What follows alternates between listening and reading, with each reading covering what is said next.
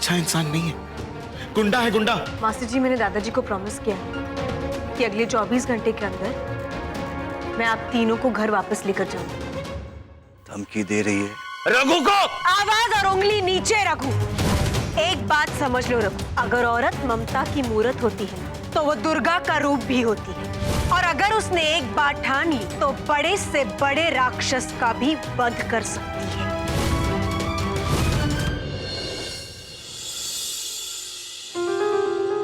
क्या हुआ सुहासिनी? क्या कहा रघु ने? शामराज जी, रघु का एक ही मकसद है और वो है पारेख परिवार से ज्यादा पैसे निकलवाना। और रियली? ये तो गुड न्यूज है। मैं अभी रसिद जी से बात करके रघु से डील फाइनल करता हूँ। अब कोर्ट जाने की भी जरूरत नहीं पड़ेगी। यही तो रघु का प्लान है कि पारेख परिवार अपनी बदनामी से डर जाए, टूट जाए और रघु से आउट ऑफ कोर्ट सेटलमेंट करने की बात करे। वो मुंह मांगी कीमत मांगे और हम उसे वो दे दें, पर हम ये नहीं करेंगे। पर क्यों? कोर्ट जाएंगे तो कितना टाइम बर्बाद होगा। और अगर कोर्ट नहीं गए तो पैसे भी जाएंगे और रघु सारे वर्कर्स को ये कह देगा कि पारेख परिवार ने पैसों के दम पर सच खरीद लिया। इसीलिए हम कोर्ट जाएंगे और रघु को झूठा साबित करेंगे। कोर्ट सबूत मांगता है, गवाहों की सुनता है, और रघु जैसे गुंडे के सामने कौन खड़ा होगा? शामराज जी, आप सिर्फ बेल के पेपर्स तैयार कीजिए। गवाह और सबूत कैसे लाने हैं ये आप मुझ पर छोड़ दीजिए।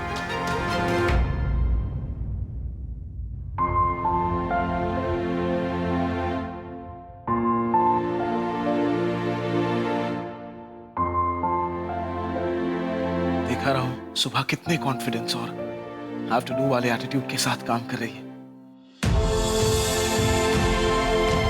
हाँ, पर इसके इसी पॉजिटिव एटीट्यूड को देखकर मुझ में फिर से उम्मीद जाग उठी।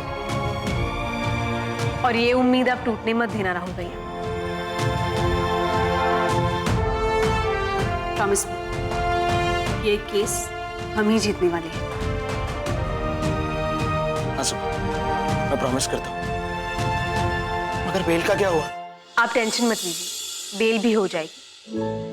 वकील साहब हमारे पेपर्स लेकर स्पेशल कोर्ट गए। थैंक्स सुबह। वैसे अब बहुत देर हो चुकी है, तुम घर जाओ। इसका मतलब आपने सुबह को जाना ही नहीं। क्या मतलब क्या है तुम्हारा? सुबह ही पुलिस स्टेशन है, तुम्हारा यहाँ बैठा रहना सही नहीं है। प्लीज तुम जाओ घर। हाँ सुबह, ऋषि ठीक कह रहे हैं। प्लीज घर चली जाओ। ऋषि समझाना यार। देखो सुबह। नहीं मास्टर जी, मैंने आपकी बात मानी नहीं, इसीलिए घर जाकर आप मुझे इसके लिए सजा भी दे सकते हो। बिना खाए पिए मैं एक टांग पर खड़ी हो जाऊंगी, पर अभी यहां से अगर जाने के लिए कहेंगे तो वो मुझसे नहीं होगा।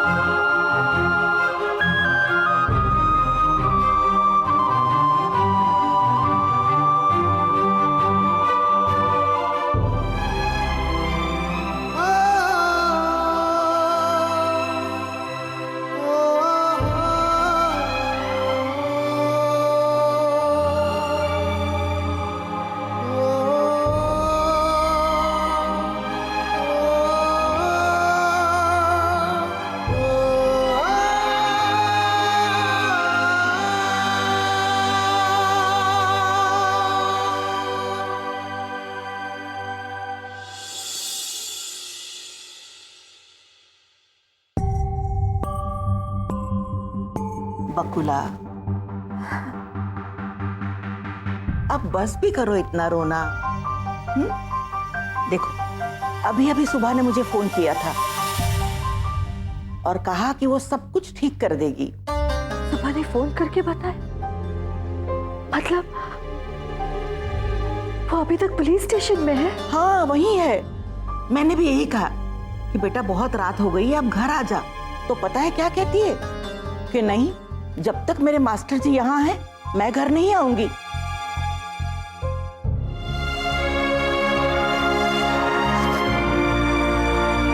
सच कहूं माँ, कभी कभी तो लगता है कि मैं सुबह कुछ समझ ही नहीं पाई। ऐसा तो तुझे शलाका के लिए भी लगना चाहिए।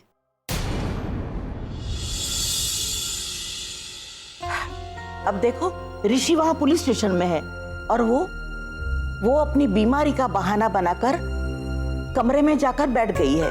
और सुबह को देखो, वो कितना कुछ कर रही है हमारे परिवार के लिए, ऋषि के लिए। ये बात मेरे दिमाग में भी आई थी माँ,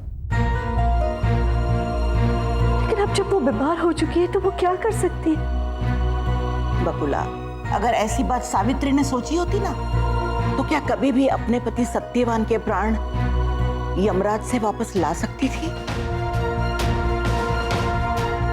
जहां चाह होती है वहां राह होती है। कोशिश करना शलाका का फर्ज बनता है कि नहीं?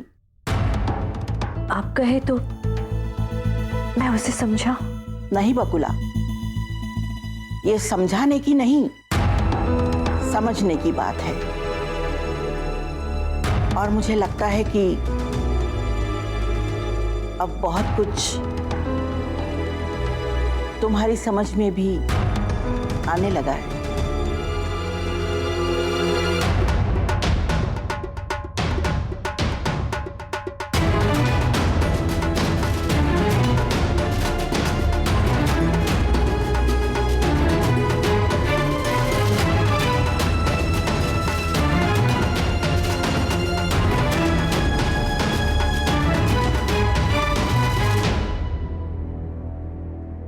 आप सही कह रही है बा, आज समझ में आ रहा है कि बापूजी का सुबह को लेकर के फैसला बिल्कुल सही था और मेरा शलाका को लेकर के फैसला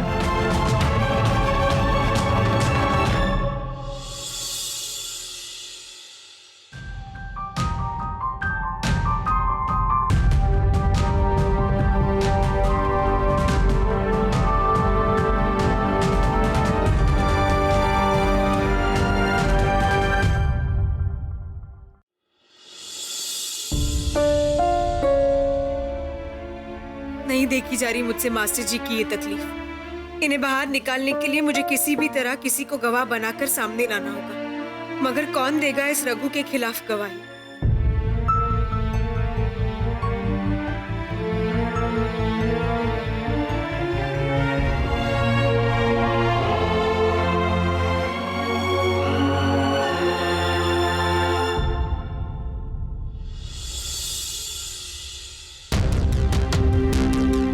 इंस्पेक्टर साहब, जी वो सिर्फ इतना जानना था कि पारेख परिवार के खिलाफ कंप्लेंट की किसने है? उस मजदूर की बीवी ने, जिसकी मौत हो चुकी है। क्या नाम था उसका? हाँ, शांति। शांति ने रघु के साथ आकर केस फाइल की थी।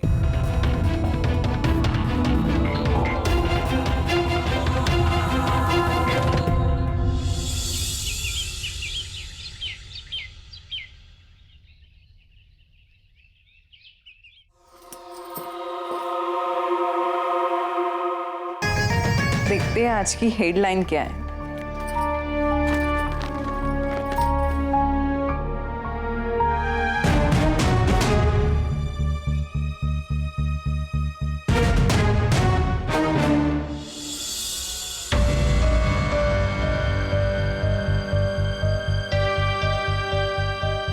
शलाका, इला भाभी, आपने ये न्यूज़ पढ़ी? कौन सी न्यूज़? ये देखिए, इस न्यूज़पेपर में तो पारेख इंडस्ट्री के बारे में बहुत उल्टा सीधा लिखा है। इसमें यह भी लिखा है कि इससे अपने बिजनेस पे बहुत बुरा असर होगा। हाँ पता है, सुबह से टीवी पर यही न्यूज़ चल रही है। पता है, मेरी मम्मी के यहाँ से सब रिश्तेदारों के फ़ोन आ रहे हैं। यही तो कुछ समझ में नहीं आ रहा है कि मैं सबको क्या जवाब दूंगी।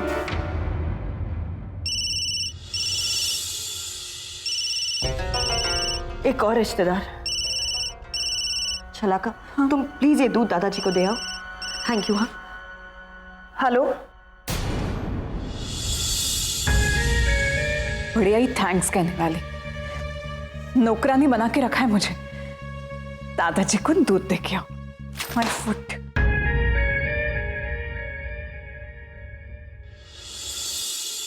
ये लीजिए प्रसाद।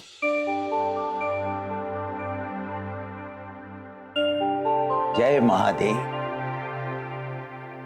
लेकिन लाडू, कल रात को जो हुआ वो ठीक नहीं हुआ।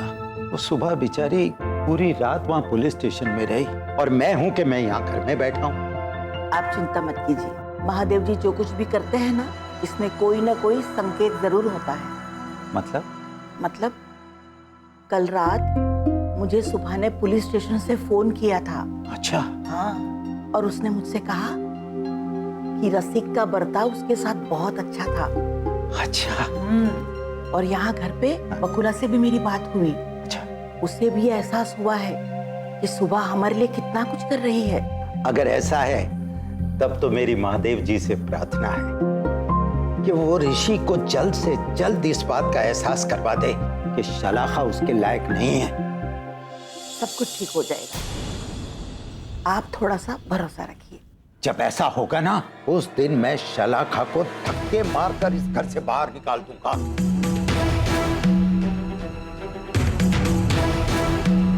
बस अब ऋषि के सामने शलाका की हकीकत बहुत जल्द आ जाएगी। बुड्ढे की आवाज, इसका मतलब बुड्ढा बोलने लगा है। Oh God, अगर इसने मेरी सच्चाई लाडू बा को बता दी तो मैं। शलाका,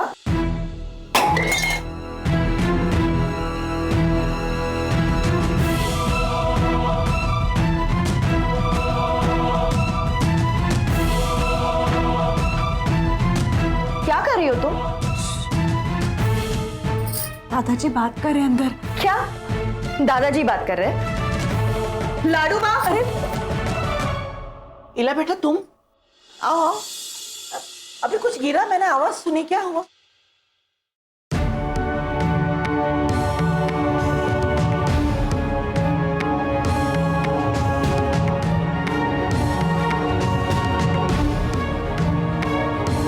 ऐसे क्या देख रही हो? दादाजी को। आओ शलाका, देखो ना, दादाजी अपनी व्हीलचेयर पर बैठे। दादाजी बैठे हैं मतलब क्या कहना चाहती हो? मुझे तो समझ में नहीं आ रहा है। लाडूबा कुछ नहीं, लगता है कि शलाका की तबीयत के साथ साथ उसका दिमाग भी खराब हो गया।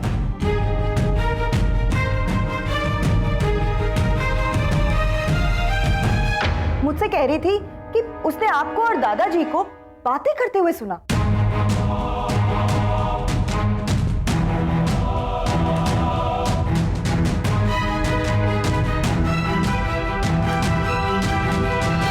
बकुला काकी, लाडू बा। क्या बकुला काकी, लाडू बा कहाँ है? क्या हुआ? लाडू बा, आप दोनों मेरे साथ जल्दी चलिए अभी। लेकिन कहाँ चलना है?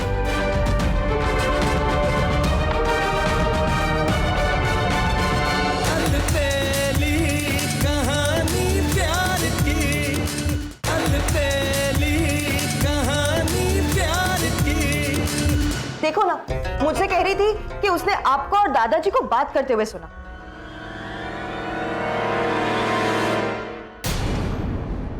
क्या तुम्हारे दादाजी बात कर रहे थे?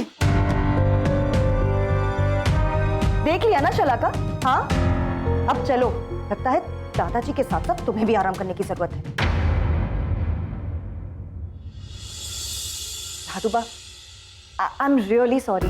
शलाका की तरफ से मैं आपसे माफी मांगती हूँ, अगर आपको बुरा लगा हो तो। नहीं इला बेटा, ऐसी कोई बात नहीं। वैसे मुझे खुशी ही होती अगर तुम्हारे दादाजी बोलने लगते। कम से कम हमें पता तो चलता कि आखिर इलेक्ट्रिक का शॉक उन्हें लगा कैसे।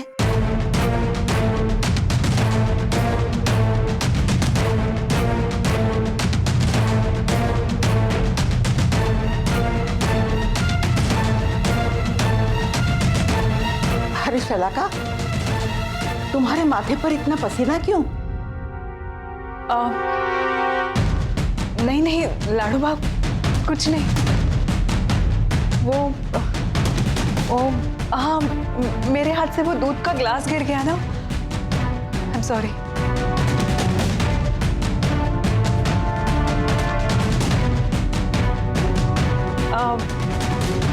मैं आई। हाँ, अच्छा अच्छा।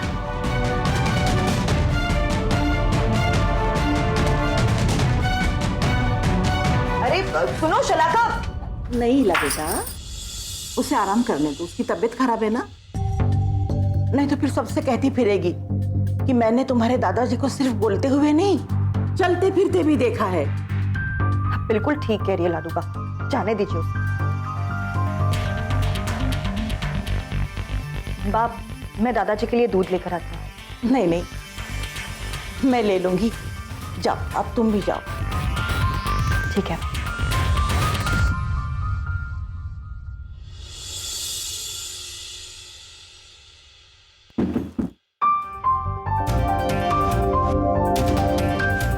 आज तो बच गए, लेकिन अब हमें सावधान रहना पड़ेगा। हाँ, तुम बिल्कुल सही कह रही हो लाडू। अब इन सब की बेल हो जाए। हो जाएगी, वो भी हो जाएगी। मुझे पूरा भरोसा है कि सुबह सब ठीक कर देगी।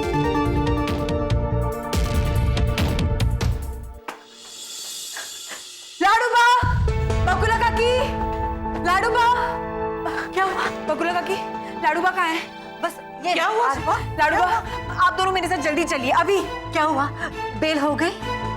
वो शामराज जी कोशिश कर रहे हैं, लेकिन अभी के लिए आप मेरे साथ चलिए, बहुत अर्जेंट है, प्लीज। लेकिन कहाँ चलना है?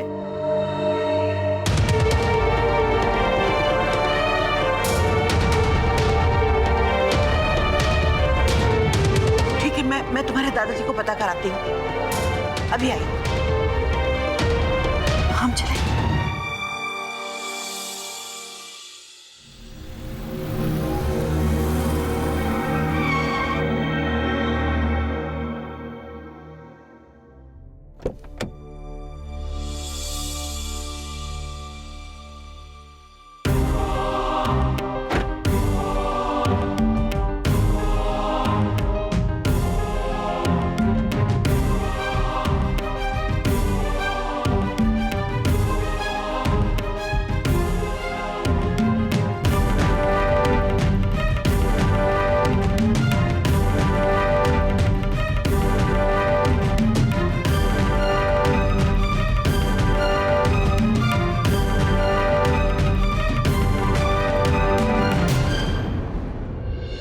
पारेख परिवार के सदस्य आपके दुख में शामिल होने आए। अगर ऐसा है तो मुझे मेरा पति लौटा दीजिए, वो भी जिंदा।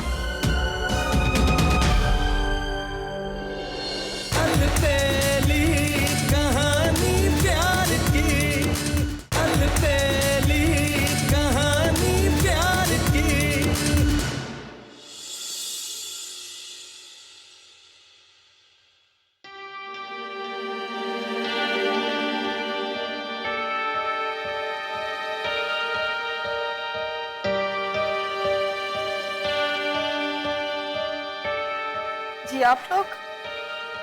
ये पारेख परिवार के सदस्य आपके दुख में शामिल होने आए हैं। आपको मेरे दुख में शामिल होने की कोई जरूरत नहीं, चले जाइए यहाँ से। चले जाएंगे, पर आपको ऐसी हालत में छोड़कर नहीं।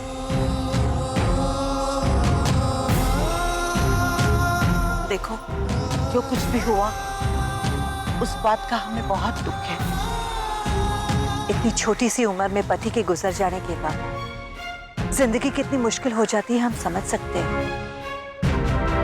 देखो, फैक्ट्री में जो हादसा हुआ उसके लिए जिम्मेदार कोई भी हो, लेकिन एक इंसान की जान गई, उसके लिए मैं और मेरा पूरा परिवार तुमसे माफी मांगते हैं।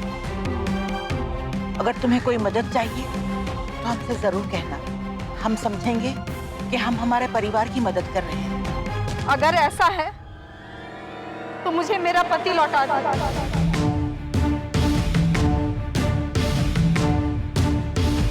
भी जिंदा।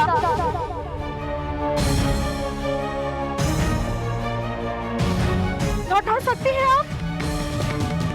नहीं, ये तो मुमकिन नहीं है।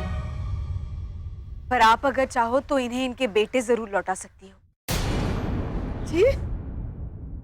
देखिए शांति, जब किसी घर में किसी एक इंसान की मौत हो जाती है तो उसके साथ कई निर्दोष भी मर जाते हैं। आप ही बताइए, इसमें पारेख परिवार का क्या दोष है? ये आप कैसी बातें कर रही हैं? हादसा फैक्ट्री में हुआ है तो कसूर भी मालिक का हुआ ना। और ऑन ड्यूटी शराब पीकर जाना ये कसूर नहीं है? आप सब भी अच्छी तरीके से जानते हैं कि शांति के पति को शराब की लत लगी। बोलिए बोलिए ना, आप सब चुप क्यों हैं? मैं जानती हूं आप किस लिए चुप हैं। उस रघु के डर से, है ना? शांति, आप समझने की कोशिश कीजिए। आपकी पति की चिता पर वो रघु अपनी रोटी सेक रहा है। आप क्यों चुप हैं? बोलिए, आवाज उठाइए। पूरा पारेख परिवार आपके साथ है। मैं सच कह रही हूँ शांति, गलती तुम्हारे पति की है और सजा आप भुगत रही है। वैसे ही पारेख परिवार की कोई गलती नहीं है, फिर वो सजा क्यों भुगते?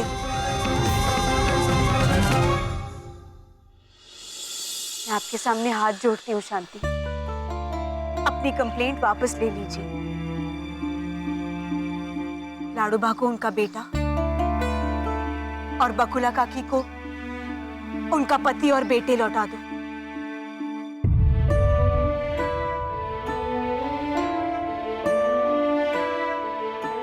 बताओ शांति, तुम कंप्लेंट वापस लोगी ना? आप चुप क्यों हैं? बोलिए, आप कंप्लेंट वापस लेंगी ना?